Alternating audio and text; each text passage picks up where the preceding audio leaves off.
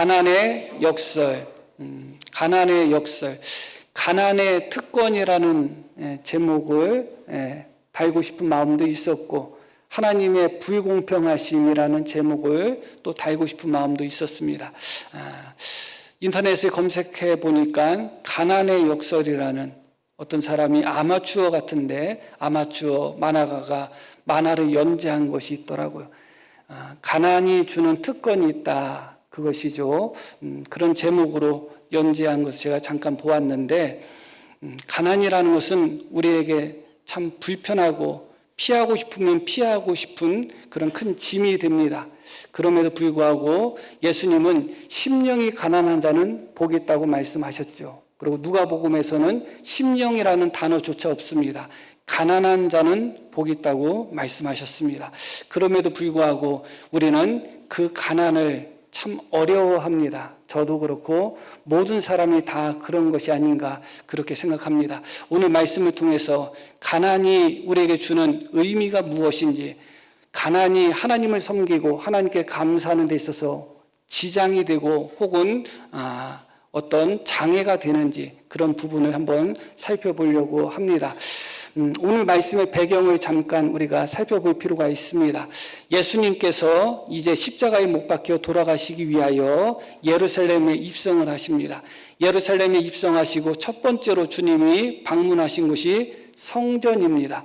예수님은 성전을 내 아버지 집이라고 그렇게 표현하셨습니다. 어렸을 때 유월절을 가족들과 함께 지키러 가셨을 때도 예수님은 그 성전에 남아 계셨죠. 그때 부모님이 아이야 어찌하여 이렇게 했느냐 했을 때 예수님이 하신 말씀, 내가 내 아버지 집에 있어야 할 줄 모르십니까? 그렇게 이야기합니다.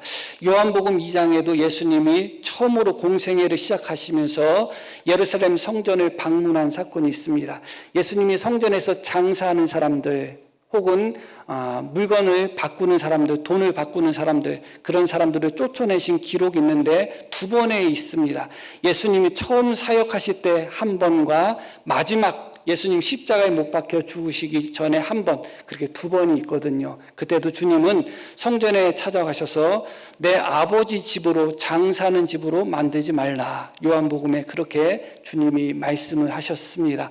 예수님은 언제나 성전을 아버지 집으로 생각하셨습니다. 그래서 그분의 사역을 시작하실 때도 처음 성전을 먼저 방문하셨고, 마지막 십자가에 못 박히시기 전에도 예수님은 예루살렘에 입성하신 후에 즉시 성전을 먼저 방문을 하셨습니다. 예수님이 예루살렘에 입성하신 날을 우리는 종려주일로 지킵니다. 주일에 입성을 하셨고 아마 오후쯤에 입성을 하셨겠죠. 오후쯤에 예수님이 예루살렘에 들어가자마자 성전을 방문하신 것입니다. 그리고 어두웠기 때문에 돌아가셨다가 다시 그 다음날 월요일 성전을 또 방문하십니다. 그 성전에서 가르치시기도 하고 또 그 성전에 장사하는 사람들, 또 돈 바꾸는 사람들, 그런 사람들을 또 다시 또 쫓아내시기도 하고, 성전 정화라고 하죠. 그런 일도 하시고 그랬습니다. 또 예수님을 대적하는 자들과 논쟁하시기도 하고, 그런 일들이 성전에서 이루어졌습니다. 그러고 화요일이 됐을 때도 또다시 성전에 가셨습니다. 오늘 말씀은 바로 그 화요일에 있었던 사건입니다. 그리고 이후로는 예수님은 다시는 성전을 방문하지 않으십니다. 수요일에 대한 행적은 성경에서 우리가 정확하게 찾아볼 수는 없고, 목요일은 예수님이 제자들과 함께 하다가 금요일 새벽에 겟세마네 동산에서 붙잡히시고 금요일 십자가에 못 박혀 돌아가시죠. 그래서 예수님이 실제적으로 성전을 마지막 방문한 것은 오늘 화요일이다, 오늘 읽으신 말씀이다, 그렇게 이해하시면 됩니다. 주일에 예루살렘에 들어가셔서 성전을 방문하시고 월요일도 방문하시고 화요일에도 방문하시고, 그렇게 3일 연속 성전을 방문하시고 이제 성전을 영원히 떠나시려고 합니다. 예수님은 성전을 내 아버지 집으로 그렇게 사랑하셨습니다. 그런데 주님이 성전에서 본 것은 강도의 모습들밖에 발견하지 못한 것입니다. 내 집은 만민이 기도하는 집인데 너희가 내 집을, 아버지 집을, 만민이 기도하는 집을 강도의 소굴로 만들었다. 주님은 그렇게 말씀하셨죠. 아버지 집, 너무나 귀한 아버지 집이 강도의 소굴로 바뀐 것을 주님은 보았습니다. 처음 공생애를 시작하셨을 때 예수님은 성전 정화를 하셨지만 그러나 3년 동안 예수님이 사역하는 동안 성전은 전혀 변화되지 않았습니다. 종교 지도자들도 전혀 변화되지 않았습니다. 백성들도 전혀 변화되지 않았습니다. 3년 후에 다시 성전을 방문했을 때 여전히 성전은 장사꾼의 소굴, 강도의 소굴이 되어 있었던 것이죠. 예수님의 마음이 어떻을까 하는 생각이 듭니다. 그곳에서 예수님은 사람들을 가르치십니다. 가르치시는 중간에 종교 지도자들의 반대를 또 경험하게 됩니다. 그곳에서 종교 지도자들은 예수님을 대적하기도 하고 예수님을 죽이려고도 합니다.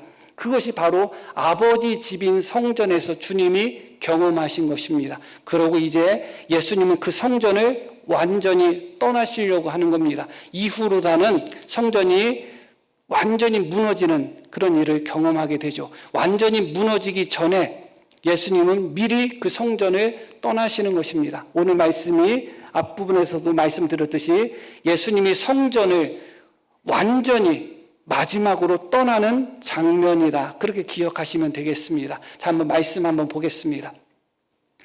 예수께서 헌금함을 대하여 앉으사, 이렇게 말씀이 나와요. 성전을 떠나시기 전에 성전에서 온갖 장사를 하고 그 성전을 강도의 소굴로 만들고 그 성전에서 종교 지도자들은 과부의 가산을 삼키고 있고 예수님을 대적하고 그런 일들이 성전에서 일어나고 있었습니다. 그 성전을 주님이 떠나시기 전에 마지막으로 주님이 하셨던 것이 무엇이냐면 헌금함을 대하여 앉아 계셨다는 겁니다. 이 헌금함은 여인들의 뜰에 있었습니다. 우리가 성전이라고 할 때 우리가 흔히 말하는 성전은 건물로서 성전은 아닙니다. 건물로서 성전이 있지만 건물로서 성전은 백성들은 아무도 들어갈 수가 없어요. 제사장들만 들어갈 수 있고 그 중에서도 지성소는 대제사장만 한 번밖에 못 들어갑니다. 1년에. 그렇기 때문에 일반적으로 성전이라고 할 때는 성전 뜰을 이야기합니다. 모든 예배, 모든 제사는 성전 뜰에서 이루어지는데 그 성전 뜰이 세 부분으로 나누어져 있어요. 이방인의 뜰이라고 돼 있고 처음에는 이방인의 뜰이 성전 외곽에 쭉 둘러서 있습니다. 그곳에서 이방인들이 나가서 하나님께 예배드리는 장소인데 문제는 이스라엘 백성들이 종교 지도자들이 그 이방인의 뜰에다가 소나 양이나 염소나 짐승을 가져다가 팔기도 하고 돈을 바꾸기도 하고 그런 어떻게 보면 시장터와 같이 이방인의 뜰을 만들어 버린 것이죠. 그러다 보니까 이방인들이 하나님께 예배 드리고 싶어도 드리기가 참 어려웠던 것입니다. 주님은 그런 모습을 본 거예요. 그래서 내 집은 만민, 유대인뿐만 아니라 이방인조차도 하나님의 집은 자유롭게 기도하는 집인데 너희가 지금 강도의 소굴로 만들어서 이방인들이 하나님 앞에 예배 드리고 하나님께 경배하고 기도하는 것을 막고 있다. 그런 의미에서의 책망이었습니다. 그 이방인의 뜰을 넘어서면 여인들의 뜰이 나옵니다. 여인들은 여기까지밖에 못 가요. 유대인 여자들은 여기까지밖에 못 가고 그 뜰을 넘어서면 이제 남자들이 갈 수 있는 곳, 유대인들의 남자들이 갈 수 있는 그 마당이 나오고 있죠. 그 마당과 함께 이제 제사장들이 이제 있는 곳과 그것이 이제 거의 겹쳐 있습니다. 자, 오늘 이 말씀의 배경이 되는 헌금함은 어디에 있었느냐? 여인들의 뜰에 있었습니다. 그래도 어떻게 보면 최소한의 양심이 있었는지 없었는지는 모르겠지만 이방인의 뜰에 있지 않고 여인들의 뜰에 있었습니다. 그래서 이 헌금함에 이방인들이 헌금할 수는 없습니다. 유대인들이 헌금을 하는 것이죠. 그러나 여인의 뜰에 있었기 때문에 여자든 남자든 자유롭게 헌금을 합니다. 헌금함의 개수가 13개가 있었다고 하더라고요. 놀랍죠? 13개의 헌금함이 명목대로 그렇게 쫙 있습니다. 그런데 주님이 그 성전, 타락할 대로 타락하고 강도의 소굴이 돼버린 그 성전, 하나님의 아들이신 예수님을 대적하는 그 성전, 아버지 집임에도 불구하고 예수님께서 성전을 온전히 떠날 수밖에 없도록 만들었던 바로 그 성전을 떠나시기 전에 마지막으로 헌금함을 마주보고 앉으셔서 사람들이 어떻게 헌금하나 그 모습을 지켜보셨다는 거예요. 가만히 지켜보고 계셨는데 왜 예수님이 성전을 떠나시기 전에, 영원히 떠나시기 전에 마지막으로 헌금함을 보셨을까? 여러 가지로 우리가 생각할 수 있는 부분들이 있습니다. 여러 가지로 생각할 수 있는 부분이 있는데 여하튼 그 모습을 가만히 지켜보는데 말씀이 이렇게 나오죠. 무리가 어떻게 헌금함에 돈을 넣는가 보실세. 무리들이 하나님 앞에 나와 예배 드리고자 했던 무리들이 하나님 앞에 예물을 드릴 때, 헌금을 드릴 때 어떻게 드리는가를 주님이 지켜보고 계셨다는 거예요. 만약에 예수님이 이 자리에 오셔가지고 여기 앉으셔가지고 어떻게 예배 드리나 지켜보고 계신다고 생각해 봐요. 어떻게 헌금 드리고 있는가, 제대로 헌금을 드리고 있는가 그렇게 지켜보고 계셨는데 말씀이 어떻게 나와요? 여러 부자는 많이 넣었다. 여러 부자들, 많은 부자들은 많이 넣었다는 거예요. 칭찬할 만하죠. 그런데 이어지는 말씀 보면 한 가난한 과부, 아주 가난한 과부예요.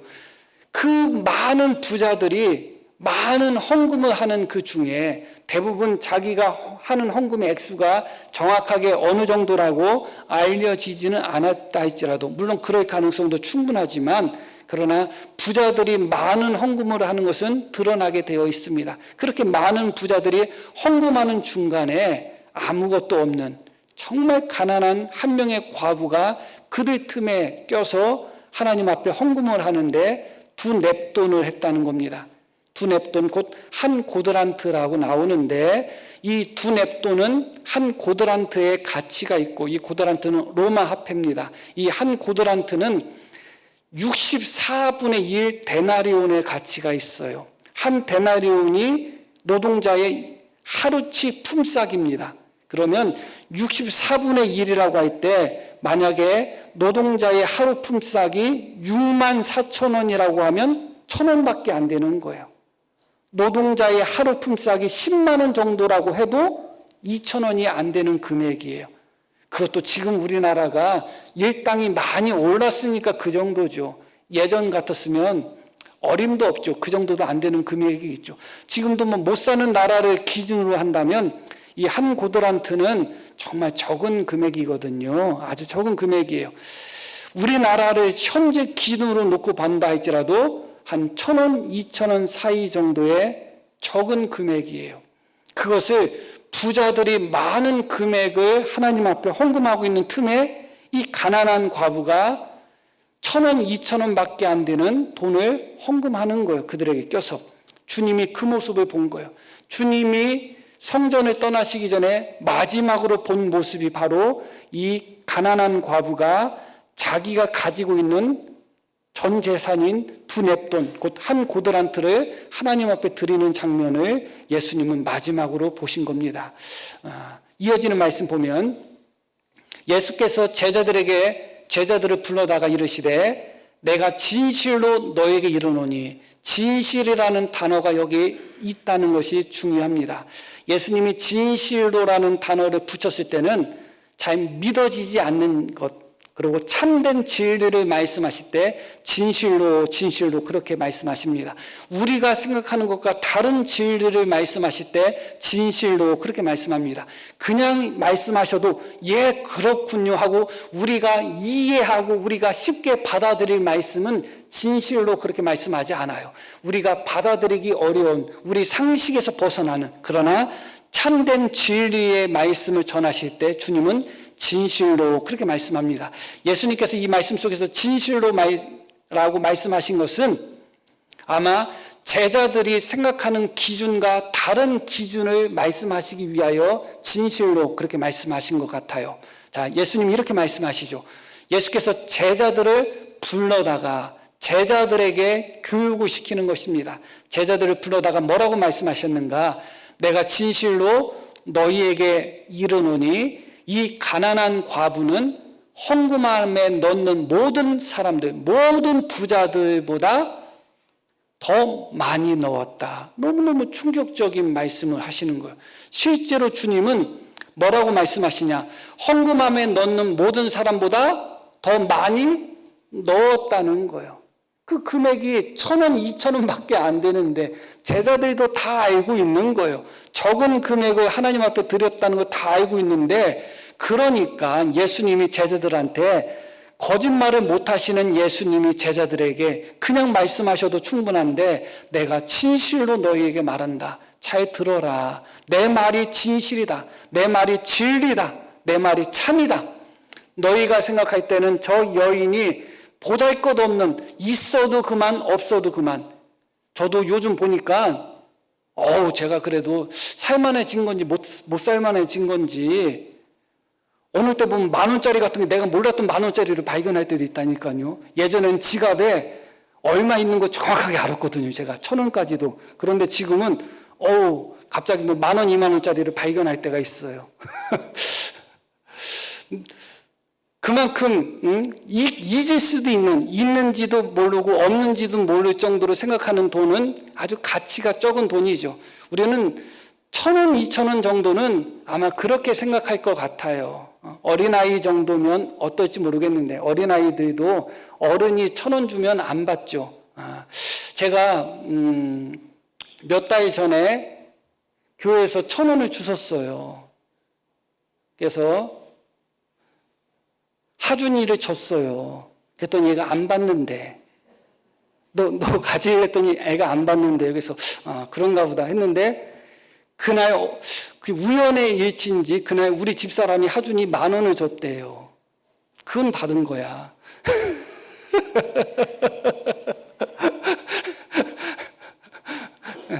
하준이가 여기 있어요 지금? 왜 고개를 숙여? 너도 이제 기원받는 단계로 올라섰다 생각하면 돼. 우리 아들들만 깠는데 깐 거 아니야.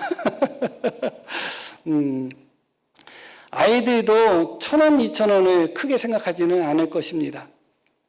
그렇기 때문에 제자들에게 저 과부의 1,000원, 2,000원 밖에 안 되는 헌금이 가장 많은 헌금이다. 제자들에게 이야기한다면 제자들이 아멘 하겠어요? 코웃음 치겠죠. 무슨 말도 안 되는 소리 하시느냐 하겠죠. 그렇기 때문에 주님이 말씀하시는 겁니다. 진실로 너희에게 말한다. 그것이 참이고 그것이 진리다.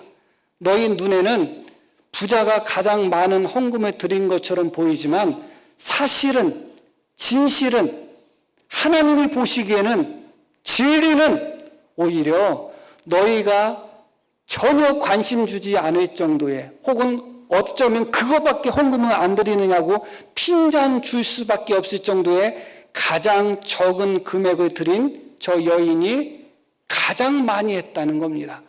하나님이 가장 많이 한 것으로 받으셨다 차원이 아니라 주님의 말씀은 가장 많이 했다는 겁니다. 이어지는 말씀도 한번 보겠습니다.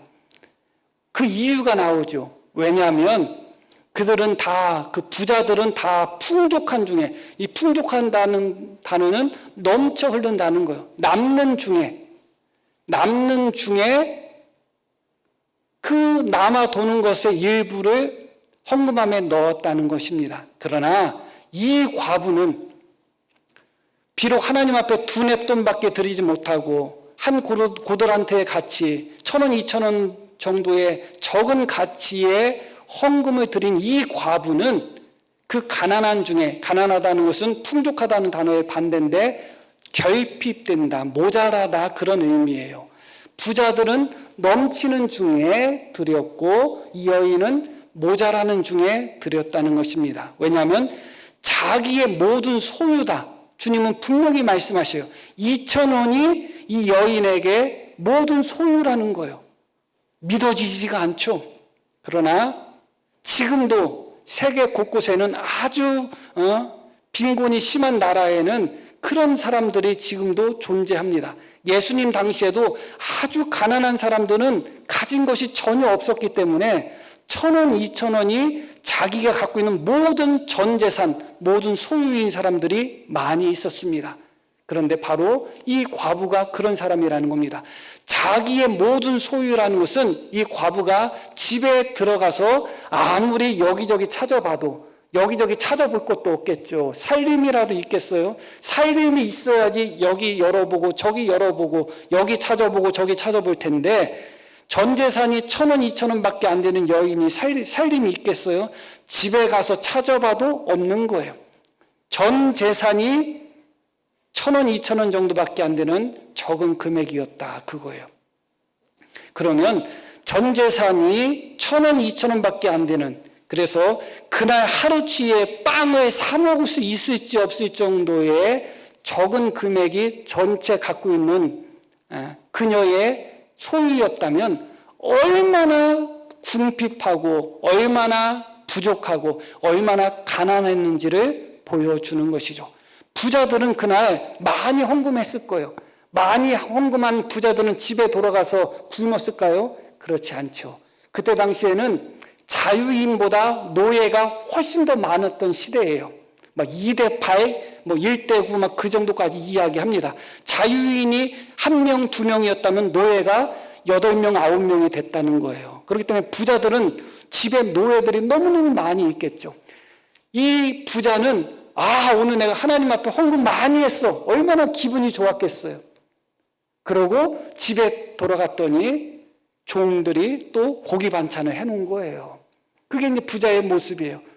넘치는 중에 드렸기 때문에 드리고 나서도 이 부자에게 있어서는 부족함이 없는 거예요. 계속 넘치는 거예요. 그런데 이 가난한 과부는 가지고 있는 것이 한 고드란트 정도밖에 되지 않기 때문에, 그것이 전 재산이기 때문에 그것을 다 드리고 나면 이 가난한 과부는 그날 하루 굶을 수밖에 없는 것이죠. 이 과부가 나이가 많은 과부인지 젊은 과부인지, 남편은 없으니까 과부라고 하겠죠. 그래서 어떤 번역 성경에는 미망인이라고 이렇게 번역해 놨더라고요. 그런데 그냥 우리 성경에 과부로 나오기 때문에 그대로 과부라고 말씀을 드립니다. 남편은 없지만 자식이 있었을 가능성도 있고, 그러나 그 모든 것을 다 침묵하고 있습니다. 중요한 것은 자식이 있었던 없었던, 중요한 것은 이 과부는 그날 굶었어야 된다는 것은 분명하죠. 그날 굶었습니다. 왜냐하면 부족한 중에 자기가 먹을 빵을 사기에도 부족한 금액인데 하나님 앞에 다 드렸기 때문에 그럽니다. 다시 말씀 44절 계속 봅니다. 그들은 다 그 넘쳐 흐르는 중에 풍족한 중에 넣었거니와 이 과부는 그 가난한 중에 결핍한 중에 자기의 모든 소유, 1,000원, 2,000원도 안 되는 그 자기의 모든 소유, 그것이 곧 생활비 전부였다.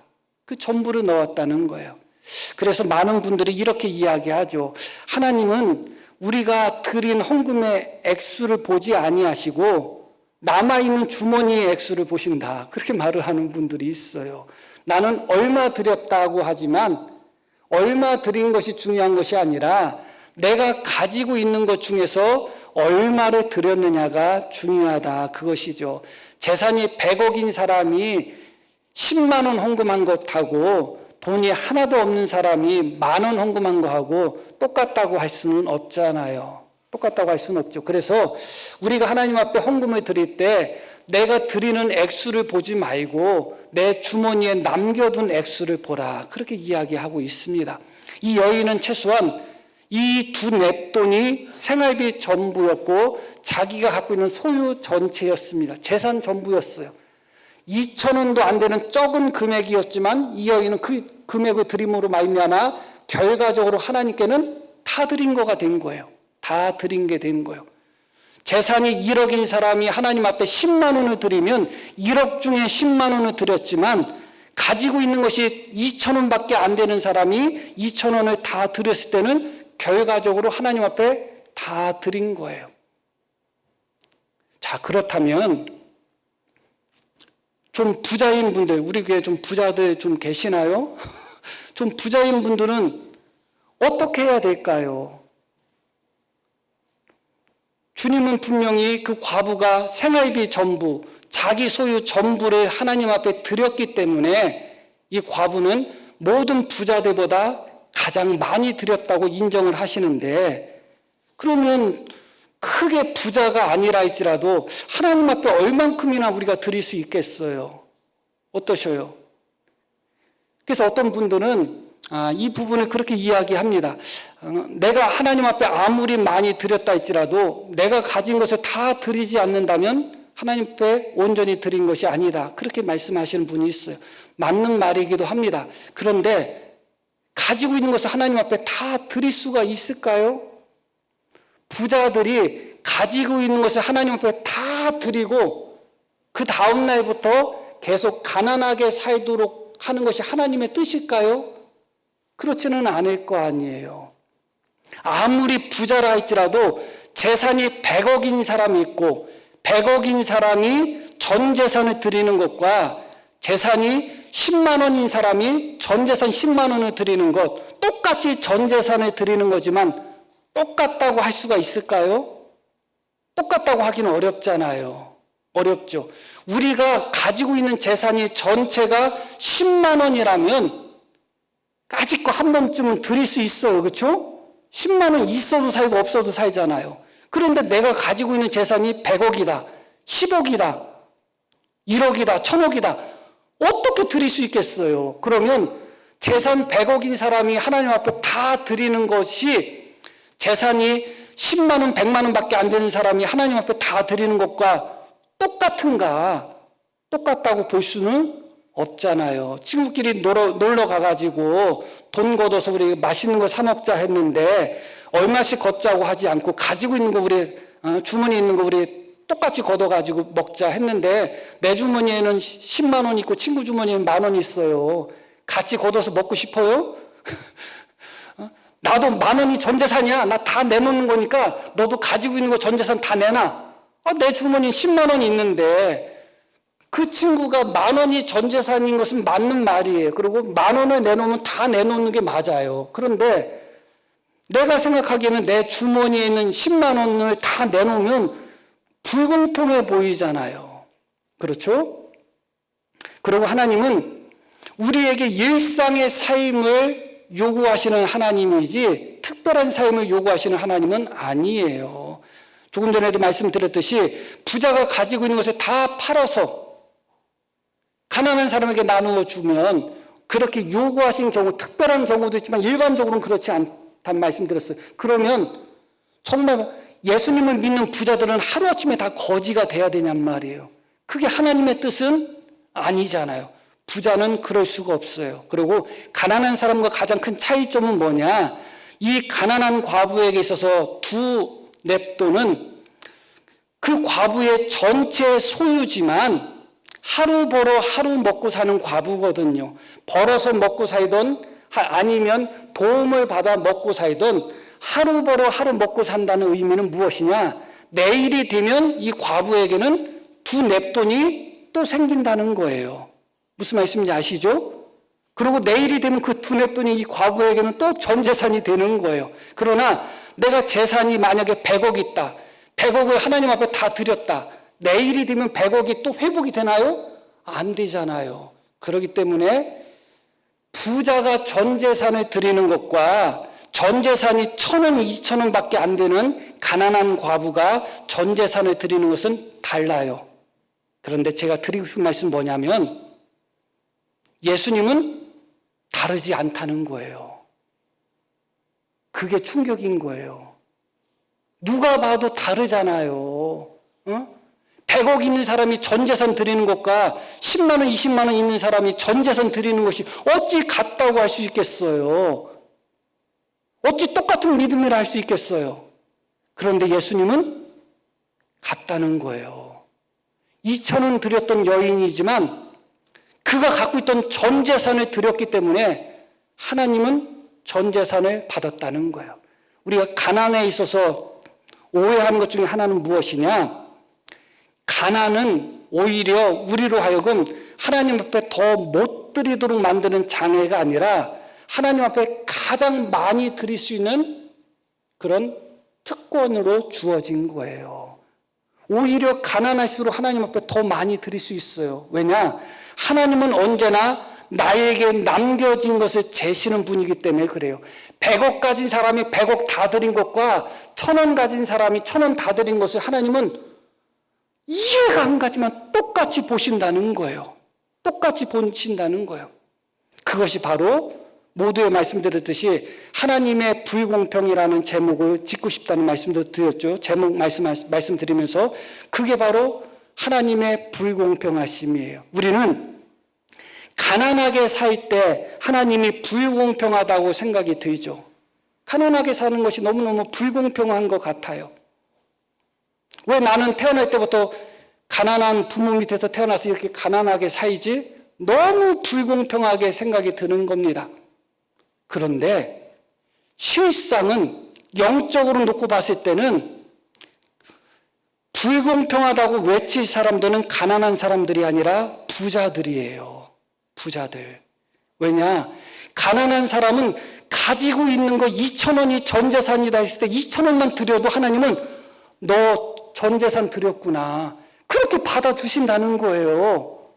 그런데 부자는 100억 있는 상태에서 10억 드리면 얼마나 많이 드리는 거예요. 그래도 하나님은 너 10개 중에 하나 드렸네? 그렇게 하신다는 거예요. 오히려 가난이 특권이고 하나님은 가난한 자들에게 오히려 그들을 더 이득이 되도록 그들 편에 불공평하신 하나님이에요.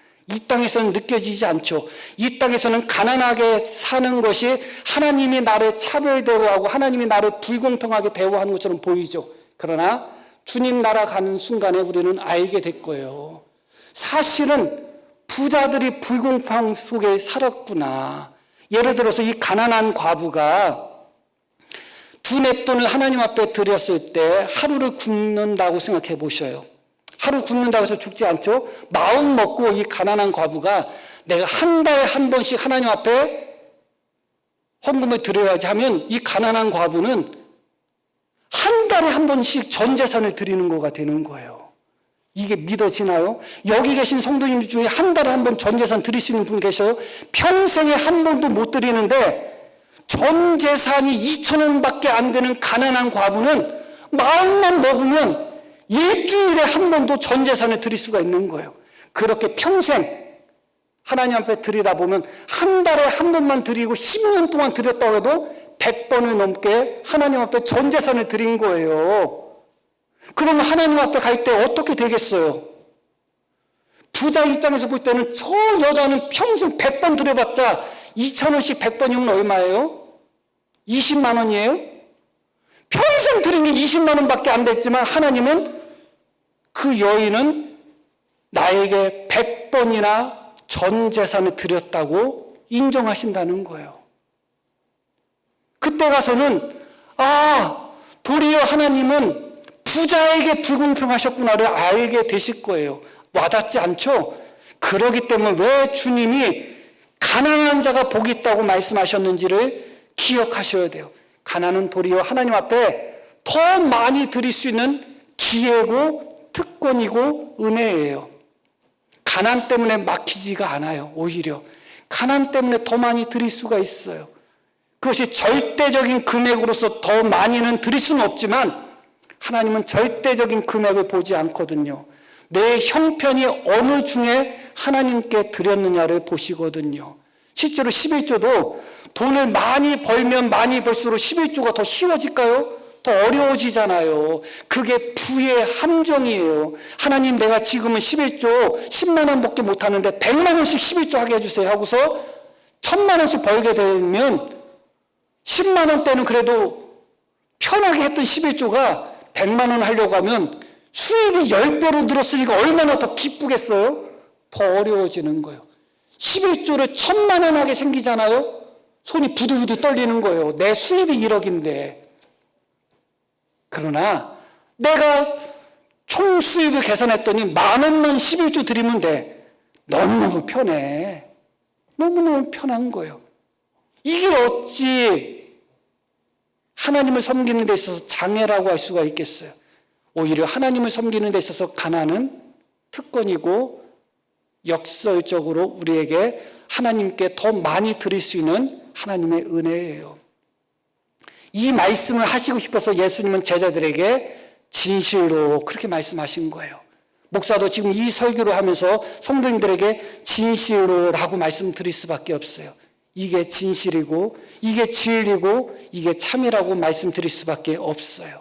그럼에도 불구하고 우리가 받아들이기 어렵다는 것은 참 어쩔 수 없는 일이죠. 부자는 하나님 앞에 드려도 풍족해요. 부자는 하나님 앞에 드려도 풍족하기 때문에 드려도 풍족하게 살아요.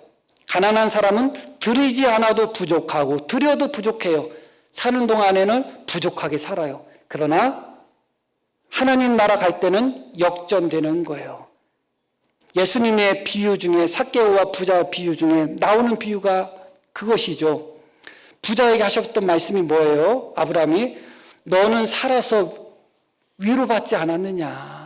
살아서 날마다 연락하면서 잘 먹고 잘 살고 그렇게 행복하게 살지 않았느냐.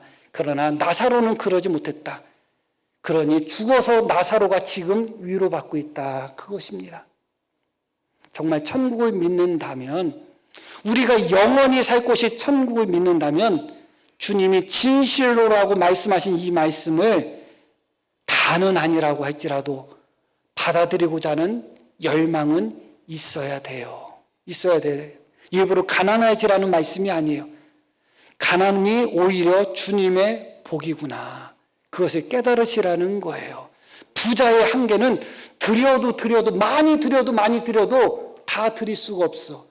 가난한 사람은 적게 드려도 다 드릴 수가 있어요. 그게 오히려 하나님이 가난한 자들에게 주신 특권이고 그게 바로 가난의 역설이라는 것이죠. 그 오헬리라는 그 미국 그 단편 소설을 많이 쓴 작가, 20세기 초에 활동했던 작가를 아시죠? 유명한 분이에요. 그렇죠? 오헬리. 들어보셨죠? 그분의 단편 중에 크리스마스의 선물이라는 단편이 있어요. 크리스마스의 선물이라는 단편이 있는데 다 아시는 내용일 거예요. 젊은 부부가 어려워져서 가난하게 사는 부부가 크리스마스를 이제 맞이하면서 남편에게, 사랑하는 남편에게, 사랑하는 아내에게 선물을 주고 싶은데 돈이 없어요. 너무 사랑해서 주고 싶은데 돈이 없어가지고 이 아내는 자기가 소중히 여기는 자기 아름다운 머리털을 잘라가지고 깎아서 팔아요. 예전에는 머리털을, 지금도 그런지는 모르겠네. 가발 같은 거. 사람 머리털로 만드는 가발이 비싸잖아요. 팔아가지고 남편의 크리스마스 선물을 사야 되겠다고 자기 머리털을 깎아버렸습니다. 그런데 이 남편은 아내가 평소에 머리가 이쁜데도 관리를 못하는, 관리할 도구가 없는 것이 너무 가슴이 아파가지고 말도 안 되지만 그 아내를 위해서 선물을 하나 준비하는데 무엇으로 준비하냐면 자기가 갖고 있는 소중한 시계, 할아버지 때부터 물려받았던 소중한 시계를 팔아서 아내의 머리를 다듬는 그런 도구를 삽니다. 예쁘게 머리를 다듬기를 바라는 것이죠. 아내는 무엇을 샀냐? 자기 머리털을 팔아서 다 아시는 바와 같이 남편이 시계가 있는데 시계줄이 아주 낡았단 말이죠. 그래서 남편을 위한 그 시계가 금시계인데 백금 백금 시계줄을 사줍니다. 너무너무 행복한 거예요. 여인은 그 아름다운 머리카락을 다 깎고 짧은 머리가 됐지만서도 남편의 나이가 빠진 시계줄을 바꿔줄 수 있는, 백금줄로 바꿔줄 수 있다는 그 마음에 너무너무 행복했던 거예요. 그런 그 반대로 남편은 할아버지 때부터 물려받았던 소중한 시계였지만서도 아내가 그 머리를 손질하지 못하고 그 이쁜 아내가 다듬지 못하는 것에 마음이 아파서 아내를 위해서 머리빗을 사고 그런 것을 산 것에 대해서 너무 기뻐한 거죠. 이제 그날이 찾아왔습니다. 아내가 집에 있었고 남편이 돌아왔는데 어떤 모습을 발견한 거예요? 아내가 짧아진 머리를 발견하게 된 거죠. 둘이는 통곡하면서 울고 그런 장면이 이어집니다. 이 크리스마스의 선물이라는 제목의 오헬리의 단편이 아주 짧아요. 그런데 이 책의 원제가 원래는 크리스마스의 선물이 아니라고 하더라고요. 제가 찾아봤더니 원래 원제는 뭐냐? 동방박사의 선물이라는 거예요. 동방박사의 선물이 뭘까요? 예수님이 태어났을 때 황금과 유향과 모략 가장 귀한 것을 아기 예수님께 드린 선물이에요. 자, 남편의 선물과 아내의 선물은 결과적으로는 다 쓸모없게 됐어요. 시계가 없는데 시계줄이 무슨 필요가 있고, 머리털이 없는데 이건 잘하면 되긴 하지만 머리빗이 무슨 필요가 있겠어요. 아무런 쓸모가 없는 선물이 돼버렸죠. 그런데 그 책의 원제가 뭐라고요? 동방박사의 선물이라는 거예요. 동방박사의 선물의 의미가 뭐냐? 가장 귀한 선물을 이야기하는 거예요. 지금은 쓸모 없어졌는데 왜 그 선물이 가장 귀할까요? 아내의 가장 귀한 것을 팔아서, 희생해서, 헌신해서 산 선물이기 때문에, 남편의 가장 소중한 물건을 팔아서 한 선물이기 때문에 세상에서 가장 귀한 선물이라는 거예요. 그런데 이렇게 동방박사의 선물처럼 세상에서 가장 귀한 선물은 어디서 나오느냐? 가난에서 나오는 거예요. 가장 큰 사랑은 언제나 가난에서 나와요. 그런 경험 없으신가요? 내가 만약에 이 남편이었다면 얼마나 행복했을까? 그런 사랑, 자기를 희생하는, 자기의 가장 소중한 것을 아낌없이 희생해서 남편에게 선물을 주는, 그 선물을 받았을 때, 그 사랑을 느꼈을 때 얼마나 행복했을까를 생각하게 되는 겁니다. 그리고 반대로 아내도 마찬가지겠죠. 그리고 자기의 가장 소중한 것을 희생하면서 사랑하는 사람을 위해서 선물을 준비할 때 그 마음이 어떻겠어요? 괴로웠겠어요? 너무너무 행복했겠죠. 이게 바로 가난이 주는 특권이에요. 가난은 진짜 헌신을 우리에게 가르쳐 주고 진짜 사랑을 우리에게 가르쳐 줘요. 예전에 그런 기억들 다 있잖아요. 저도 그런 기억 있어요. 어머니가 과일을 깎게 되면 깎아서 그냥 다 잘라주고 엄마는 그 심지어 하여간 그 꼭지나 먹고 있는 거예요. 동태 같은 거 끓이면 머리통이나 먹고 있고, 나나 돌면 그랬겠어요? 풍족하면 그랬겠어요? 부족하니까. 예전에 어머니들 옷들 봐요. 제대로 된 옷을 입으셨어요? 그래도 어떻게 하면 1년에 한 번쯤은 자식에게 명절 때 한 번쯤은 설빔, 추석빔으로 좀 조금만 좋지 않은 옷이어도 사줘야지 했던 것이 옛날에 부모님이잖아요. 우리가 그 사랑으로 우리가 지금까지 살은 거예요. 먹을 게 없어가지고 예전 어머니들 제대로 먹었어요. 여기 계신 어른들 다 경험하신 거잖아요. 자식 키울 때 다 경험하신 거잖아요.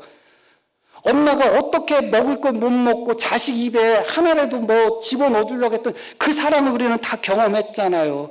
부모님이 어떻게 옷을 입지 못하고 어떻게 어렵게 살면서 자식에게 하나라도 주려고 했던 그 마음, 그 사랑을 다 경험했잖아요. 이 사랑은 평생 잊을 수 없는 사랑이고 너무너무 귀한 사랑이잖아요. 이 사랑은 부유함에서 나오지 않아요. 가난한 사람만이 이 사랑을 기억할 수 있고 이 사랑을 실천할 수 있고 이 사랑을 경험할 수 있다니까요. 태어날 때부터 부자인 아이는 참 복받은 것처럼 보이지만 이런 사랑을 그 아이는 경험을 못하는 거예요. 어머니가 나를 위해서 먹을 걸 안 먹고 입을 걸 안 입는 그런 모습 속에서 내 입에 고기 하나 처음이라도 넣어주려고 했던 그 엄마의 사랑을 부유한 애들은 경험을 못하는 거예요.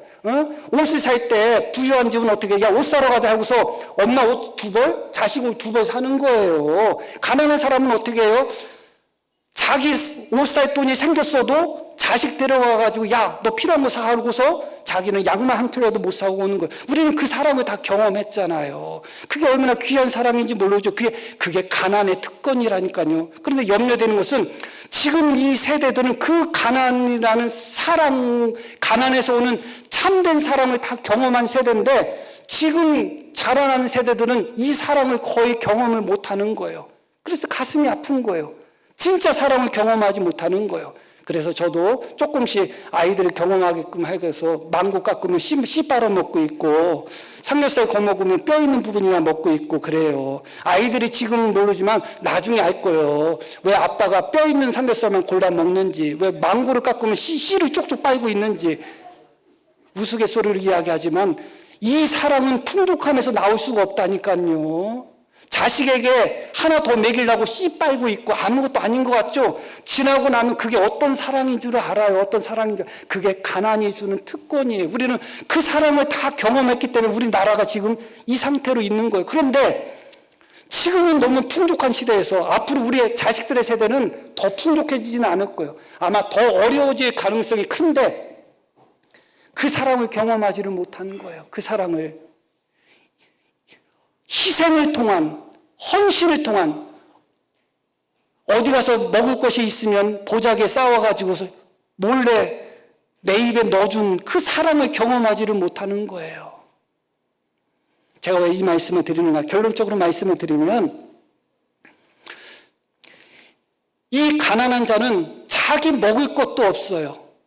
그런 상태에서 내가 오늘 굶어도 하나님 앞에 다 드려야지. 마치 오헬리에 나오는 동방박사의 선물, 그 이야기에 나오는 아내처럼, 남편처럼 그 가난한 중에, 그 구차한 중에 하나님 앞에 다 드린 거예요. 하나님이 그 예물을 받고 그 헌금을 받고 하나님 마음이 어떻겠어요? 하나님도 그 정도 사랑은 받으셔야 되지 않겠어요? 다 남아도는 중에, 다 풍족한 중에 하나님께 떼어드리지만 이 가난한 과부는 자기 하루 오늘 먹지 않고 굶을 각오를 하면서 하나님 앞에 그 가난한 중에 사랑하는 하나님께 그것을 드리는 거예요. 하나님은 그 사랑을 받으신 거예요. 가난과 어려움은 우리로 하여금 하나님을 더 사랑하게 만들어요. 그 사랑이 더 진실하게 만들고 그 사랑이 더 값어치 있게 만들고 더 따뜻하게 만들어요. 하나님은 그 사랑을 받으신다니까요. 그러고 그날 하루를 굶으면서 생활비 전부를 하나님 앞에 드릴 때 이 가난한 과부는 얼마나 행복했겠어요. 꼬르륵 소리 나지만 그래도 내가 하나님 앞에 다 드렸다. 오헬리에 나오는 그 델라라는 여인, 그 여자 이름이 델라고 남편은 짐인데 델라라는 여인이 머리카락은 다 깎았지만 내가 남편을 위해서 시계줄을 샀으니 남편이 얼마나 기뻐할까. 그 마음이 이 가난한 과부의 마음 아니겠어요? 이 특권을 놓치지 마시기를 바랍니다. 오히려 어려울수록, 시간이 없을수록, 가진 게 없을수록 하나님 앞에 더 많이 드릴 수 있어요. 하나님은 절대적인 것을 보지 않기 때문에 그래요. 그리고 그 어려움 중에, 그 가난한 중에, 그 고난 중에 하나님을 섬기는 것은 더 값진 섬김이고 더 값진 사랑이에요.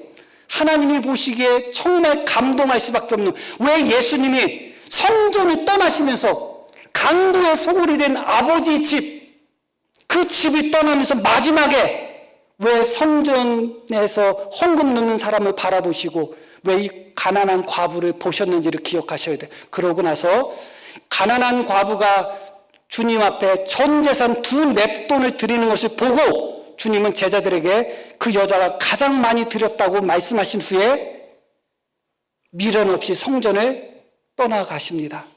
마지막으로 보신 것이 바로 기꺼이 그 부족한 중에도 주님을 사랑함으로 말미암아 하나님 앞에 자기 생활비 전부를 드렸던 가난한 여인의 믿음과 가난한 여인의 사랑을 본 거예요. 똑같은 사랑이라고 하지 마세요. 똑같은 헌금이라고 하지 마시고 똑같은 봉사라고 하지 마셔요. 봉사하기 어렵고 섬기기 어렵고 들기 어려운 정말 가난한 과부와 같은 상태에서 하나님을 섬기고 하나님께 봉사하고 하나님께 헌금하고 하나님을 사랑하는 것은 마치 우리네 어머니 아버지가 본인은 동태 머리 빨고 자식들에게 살코기 주는 것과 똑같은 사랑이에요. 우리가 그런 사랑으로 하나님을 섬길 수가 있다니까요. 어렵다는 것 앞에서 포기하지 마시고 어려운 것 앞에서 하나님께 감사하는 것 내려놓지 마시고 도리어 이 어려움이 하나님 앞에 더 크게 감사하고 이 어려움이 도리어 하나님 앞에 더 진실한 사랑, 더 진실한 섬김을 나에게 가져다주는 하나님의 복이구나. 오히려 하나님은 부자에게 불공평하시구나. 단돈 2,000원 가지고도 전 재산을 드렸다고 하나님이 인정하실 정도면 도리어 하나님은 부자에게 더 불공평하구나를 깨달으시고 우리가 지금 혹시 어려움 중에 있다면 도리어 그 어려움 속에서 참된 감사와 참된 하나님의 사랑으로 나아갈 수 있는 우리 모두가 되기를 소망합니다. 자, 우리 들으신 말씀 기억하시면서 함께 기도하시겠습니다.